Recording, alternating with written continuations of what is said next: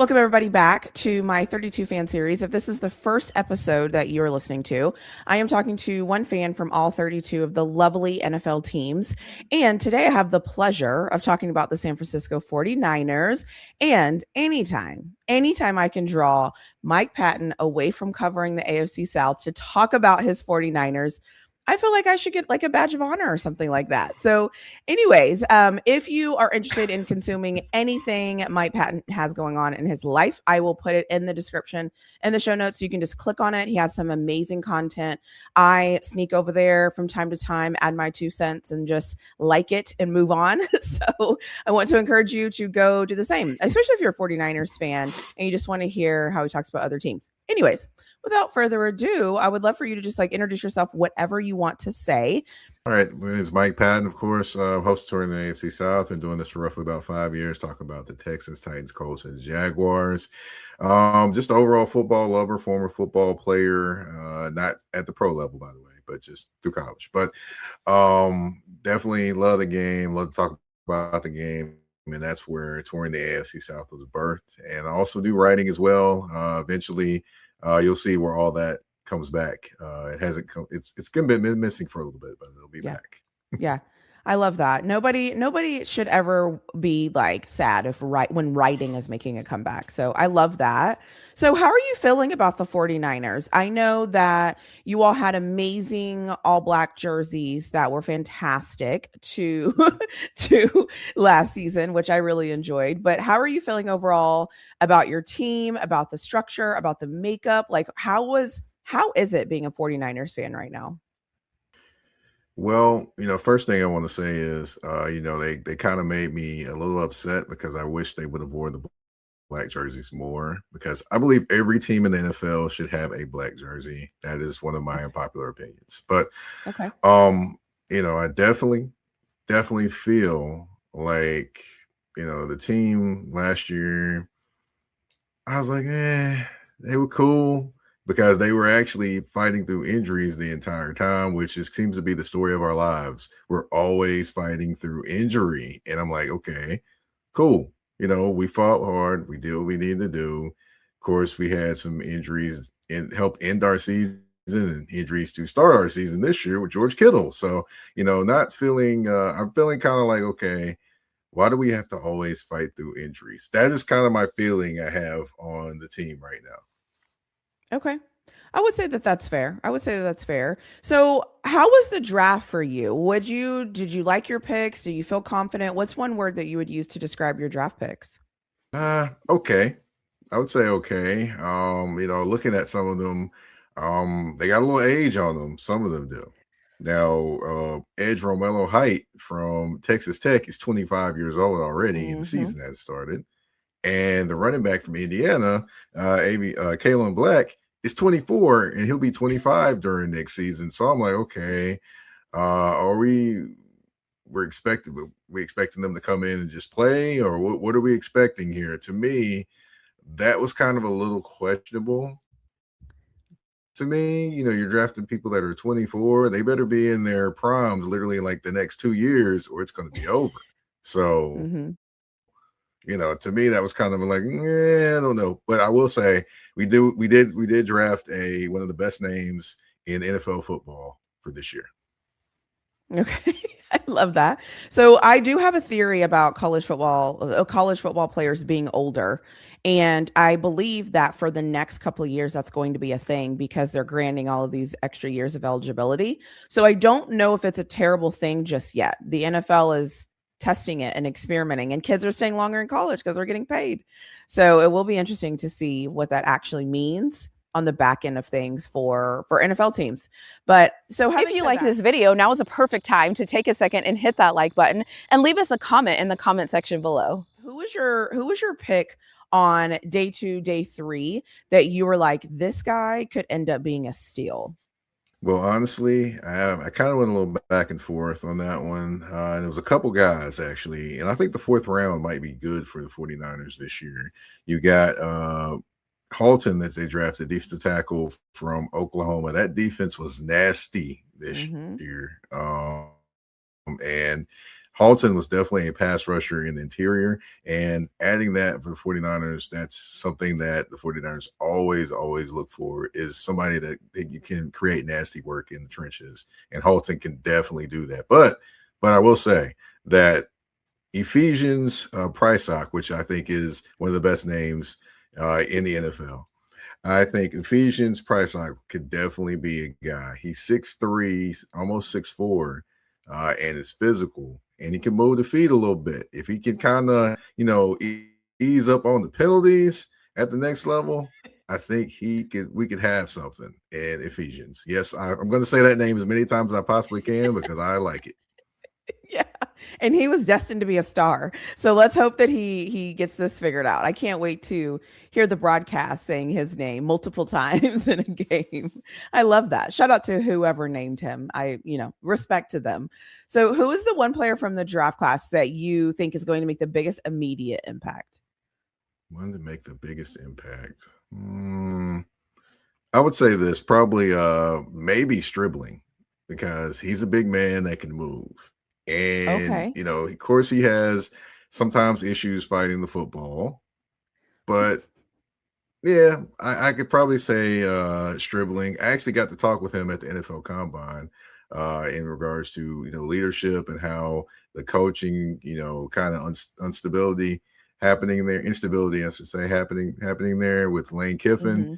Kind of talk, his leadership and things like that, and how it kind of tested it. So I'm pretty, even though he went probably a little higher than probably a lot of people thought, I'm still kind of thinking he can make that impact, because there's always injuries in the wide receiver room in the 49ers. And there's going to be that probably happen, because you do have a Mike Evans who's a little bit older. You do have a Christian Kirk who was pretty dinged up over the last few years with the Jaguars and with the Texans.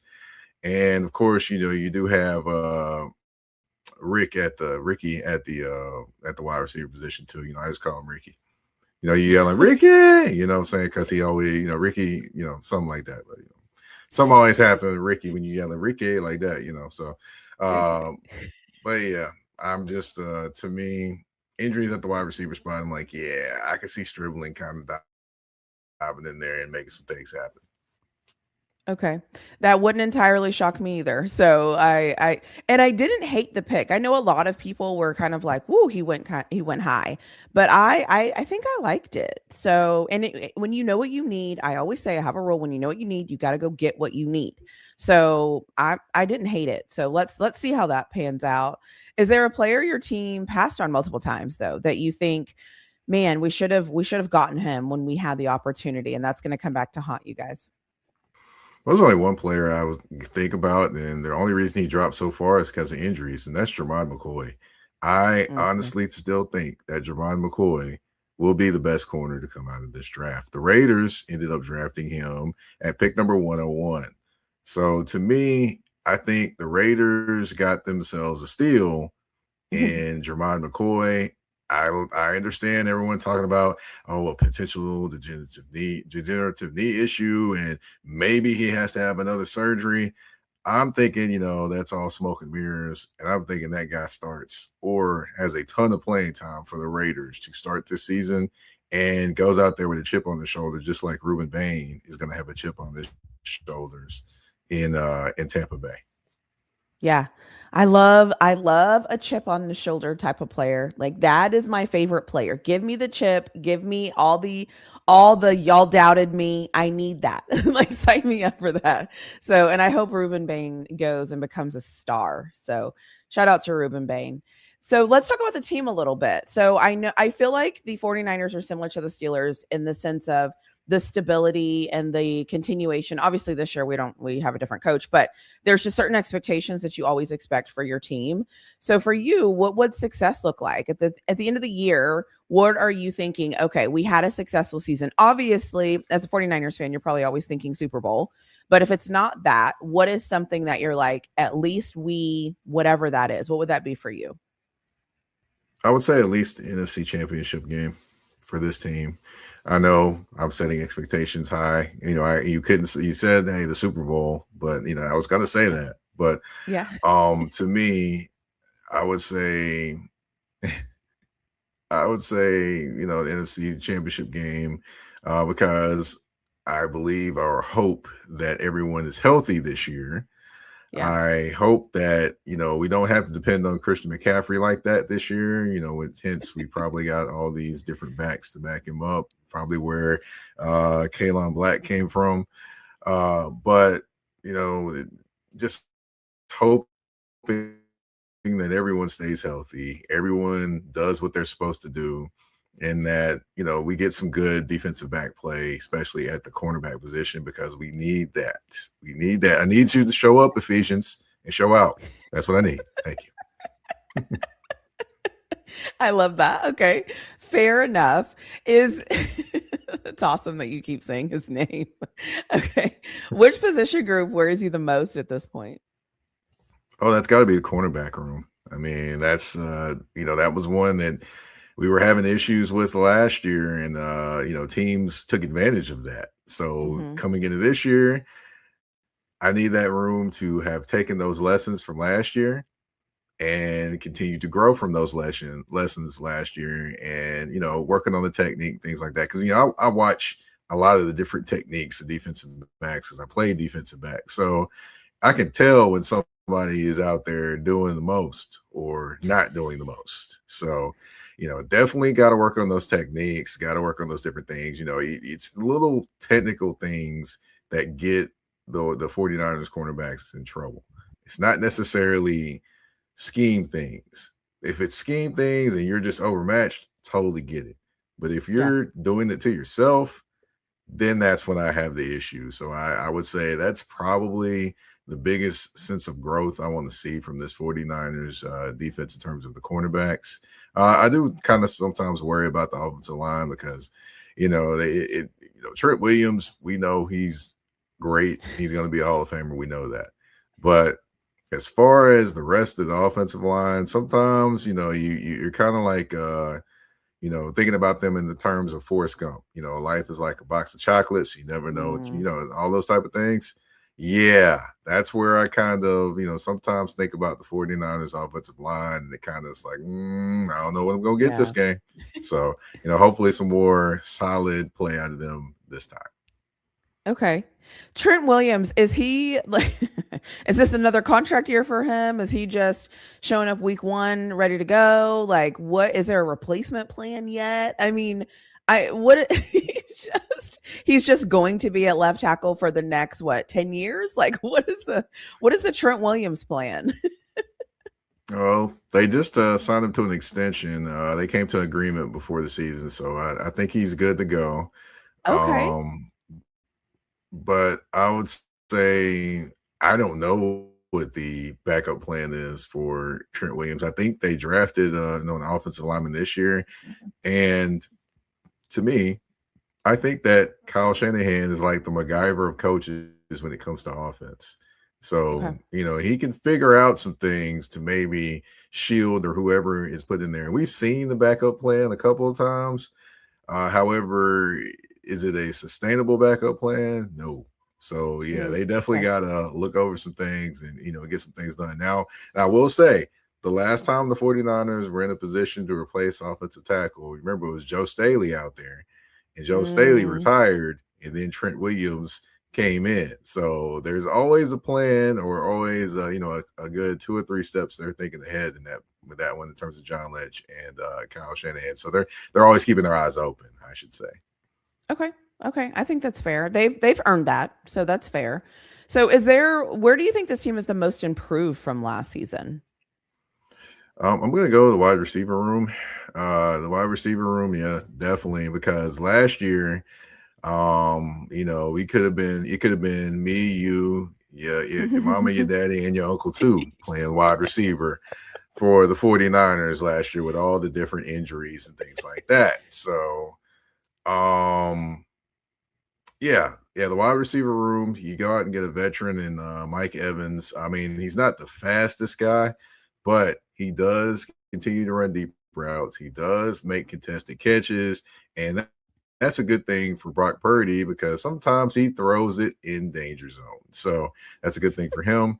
Also, adding a guy like Christian Kirk. Now, I know it doesn't seem like a big addition, However, with having Christian Kirk on this team, what he does add is a guy that, I guess when the lights are bright, he can perform, because if anyone noticed in the postseason last year for the Houston Texans, he was one of C.J. Stroud's main targets. Now, I know a lot of C.J. Stroud's targets went to the other team in the playoffs. I understand that. But or the ground. Christian Kirk did. Or the ground, yes. But Christian Kirk did actually show up and make some things happen, caught a touchdown pass in the playoffs, things like that. So that's a good addition. Maybe Slick Rick, or Ricky, as I call him, will be healthy, and then you got Stribling there as well. And you got some young guys out there that can potentially do some things as well. So a little bit better depth this year at that position, and I am proud of that. And also, I will say, it is good to see Dre Greenlaw come back to the red and gold. So, 1 year away in Denver, and they kind of discarded him. They traded away, the 49ers did, D Winters to the Cowboys. And now you bring back Dre Greenlaw, and you got the dynamic duo together again in Fred Warner and Dre Greenlaw, which if you're a 49ers fan, you can't help but be somewhat excited about it, although, it kind of broke it up and it just was kind of sad to see. But now, hey, you got the sequel. You got the sequel back now. Yeah. They're back. Yeah. Shout out to Fred Warner. Not seeing him play was just not fun. So I can't wait to see him back out there. I love me some Fred Warner, and every linebacker I feel like is compared to Fred Warner. So when you're not seeing that guy, it's just, yeah, I miss Fred Warner. I'm not even a 49ers fan, but I wanted to see him on that football field. So that's awesome. So what do you think this team will do better? What do you think this team will do better than most teams in the NFL? I would say put teams in compromising positions when it comes to, offense versus defense. Kyle Shanahan, if anyone knows anything about Kyle Shanahan, one of the things he does is spatial awareness. Now, let me just explain to you what spatial awareness is. Spatial awareness, knowing where people line up, knowing where, the different weaknesses of different players to get to certain spots, sports, especially when they're put in compromising positions where they've got to make a choice. That's what Kyle Shanahan does. So I think putting teams in different conflicting positions because of spatial awareness, especially with a Mike Evans out there and a Christian Kirk. I know Jake Tongas is going to, if George Kittle is not available to play to start the season, I know Jake Tongas will be there, and he'll be able to do so and still be able to do some things. And he showed he can be a viable weapon. Yeah. So, with all the pieces that are on this 49 team, Kyle Juszczyk, I believe he's still there as well. So, one of the only fullbacks in the NFL. But all those different things going on, I definitely expect, the spatial awareness, and that's where I expect the 49ers to excel and hopefully take a little bit of the load off of Christian McCaffrey. Okay. I love that. I didn't prepare you for this, but I'm 100% sure that you can answer this question. Who's the biggest competition for you, or who's the biggest rival? The Ravens, the Rams, or the Seahawks? Like, which team do you feel like presents the biggest challenge to the 49ers more time than not? I would say the Rams going into this season. Okay. Now, I understand the Seahawks, and I understand the weapons and all those different things. But if you look at the Rams, the only big weakness the Rams had last year was the cornerback room. They go out there and trade for Trent McDuffie from the Chiefs. They bring his running partner out there in Watson from the Chiefs to the Rams. They strengthen that cornerback room like that on the team that's already pretty much ready to win right now. Oh, yeah. It's got to be the Rams to me. No slight to the Seahawks, and they're still going to be a formidable foe. Right. But the Rams right now, especially if Matthew Stafford comes out and plays like he did last year again, boy, oh boy, they are going to be a tough team to tangle with. Okay, fair enough. Fair enough. All right, let's get into the fun round. So the fun round, you can give me quick answers if you want, or you can give me an answer and then explain your why. Either one, it's up to you. So the first question is your quarterback confidence on a scale from 1 is get this guy out of here, please, ASAP. 5 is please stay here forever. Where are you at with your quarterback confidence level? I'll put it at a 4. I can't put it at 5 because he's not a Hall of Famer. If he's a Hall of Famer, I'd put him at 5. Okay. And of course, but I do like that Brock Purdy's been in the system for multiple years. He's kind of showed some things in terms of being able to use his mobility, along with being able to use his arm. I will say the thing that worries me about him sometimes is he trusts that arm a little bit too much, and he does not have an arm that is trustworthy to throw it into some of those places. But he is a quarterback that does know the system for Kyle Shanahan, and he's one that Kyle Shanahan loves very, very much. So, hey, I get to put it at a 4. Fair enough. All right. Coaching staff trust level between 1 and 5. I'll put that at maybe a 3. The only reason I put that at a 3 is I love Kyle Shanahan and things that he does, but sometimes he worries me trying to do a little bit too much and get a little bit too cute over there. When that happens, that kind of frustrates me as a 49ers fan. But flip it over defensively, we got Raheem Morris, brand new defensive coordinator after Robert Saleh became the new head coach of the Tennessee Titans. So wondering how he's going to do with all the tools that he has at his disposal. So that's the thing I'm kind of thinking about and wondering, and I can't give them a 4 because I don't know what Raheem Morris is going to do with the pieces that he has, and along with Kyle Shanahan and the things over there that kind of bother me when he gets a little too cute sometimes. Yeah, I know. Yep. I've seen those games. So, okay. I understand that completely. Who do you think will carry the team this year, offense or defense? That's a good question. In the perfect world, it would be balanced.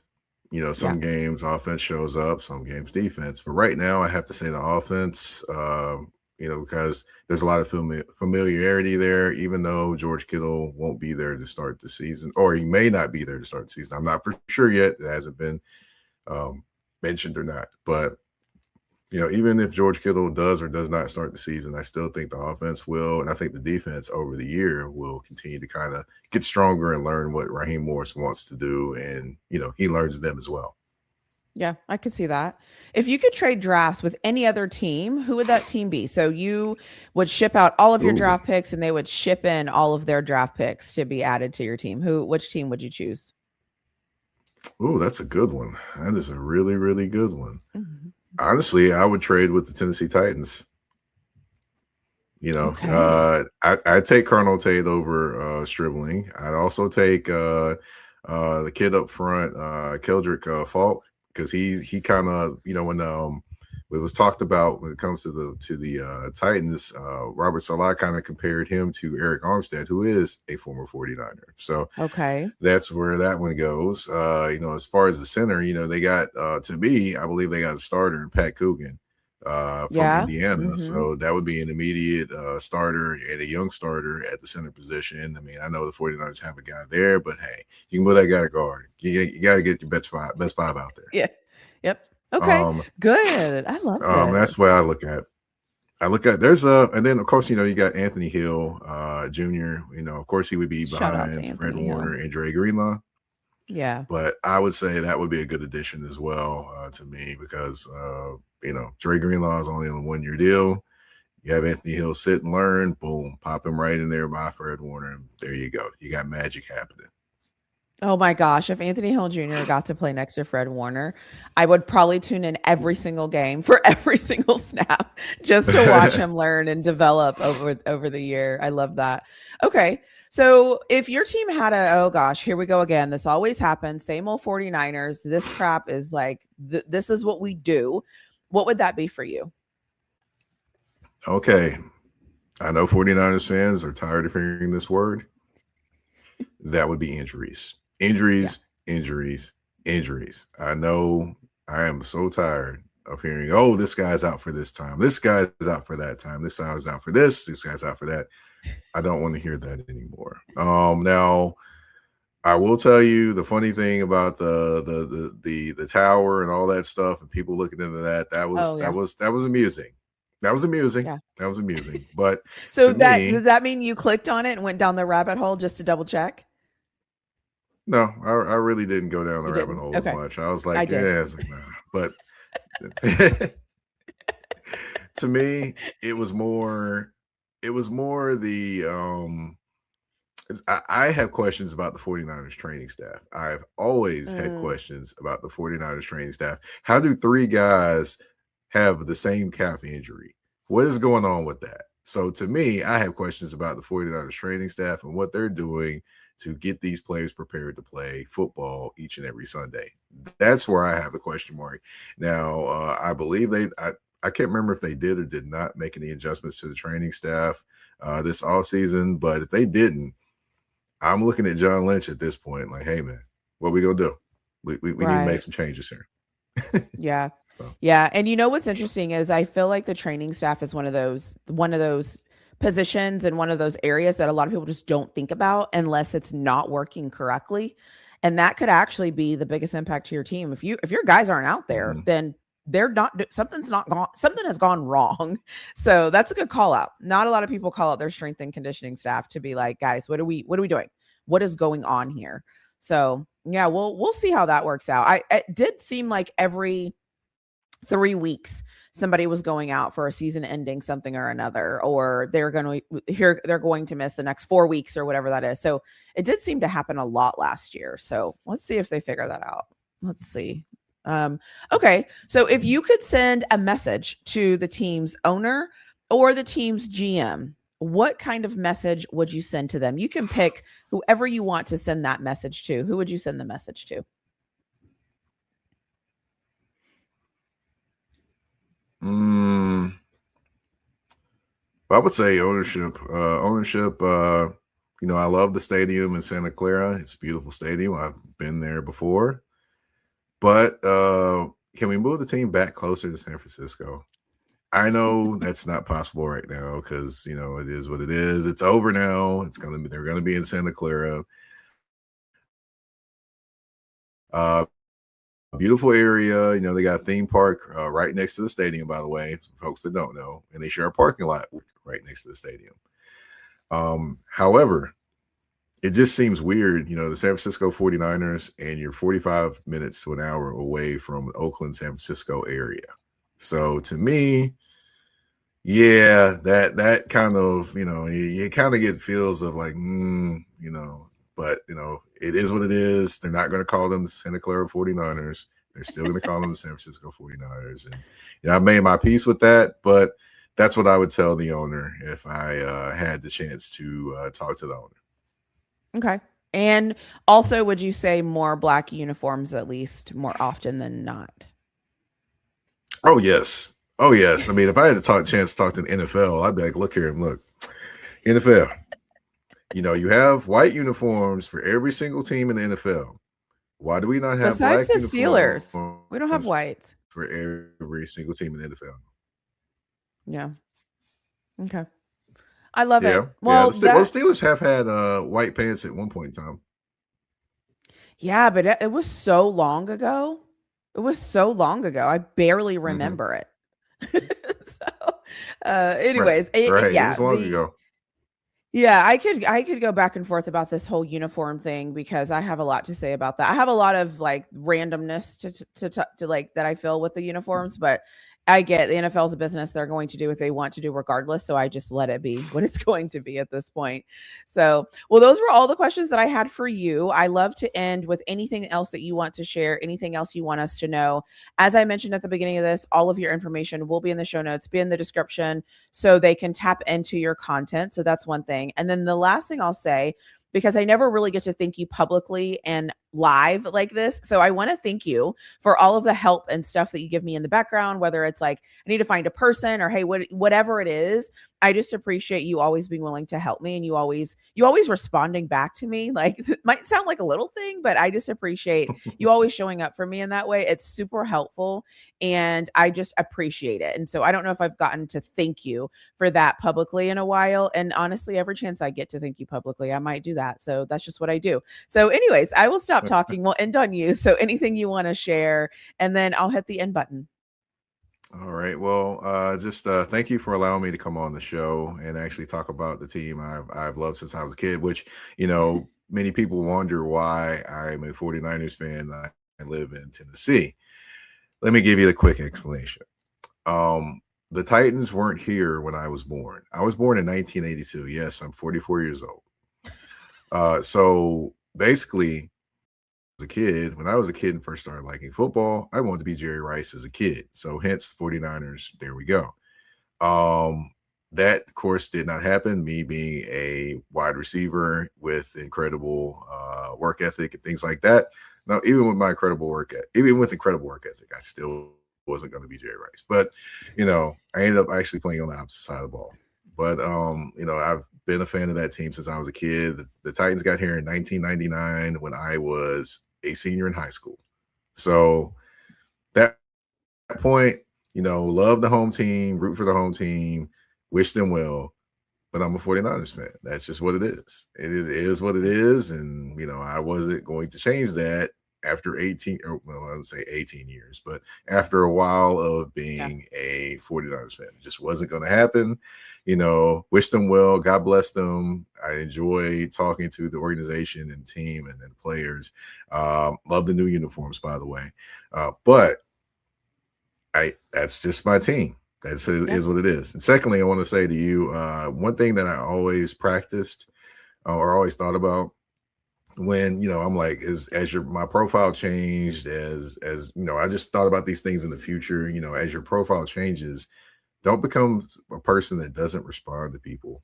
That's one thing that does, I didn't ever want to become, is a person that does not respond to people. Someone that, I want to be someone that responds promptly, actually talks to people. Actually, I don't want to become that isolated person, because that's a lonely place when you become isolated.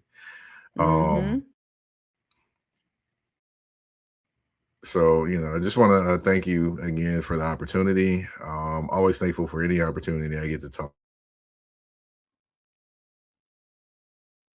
sports. Sport, as well. So just thank you for the opportunity. And of course, you all can find me and see me on these, Twitter streets at Mike Patton 82, or Instagram and Threads. You can find me there at that's THA_general_NP. Toward the AFC South. You can find that on all listening platforms. And like was said, the information will be in everything too. Awesome. Well, thank you so much. I will connect with you soon, I'm sure, about something.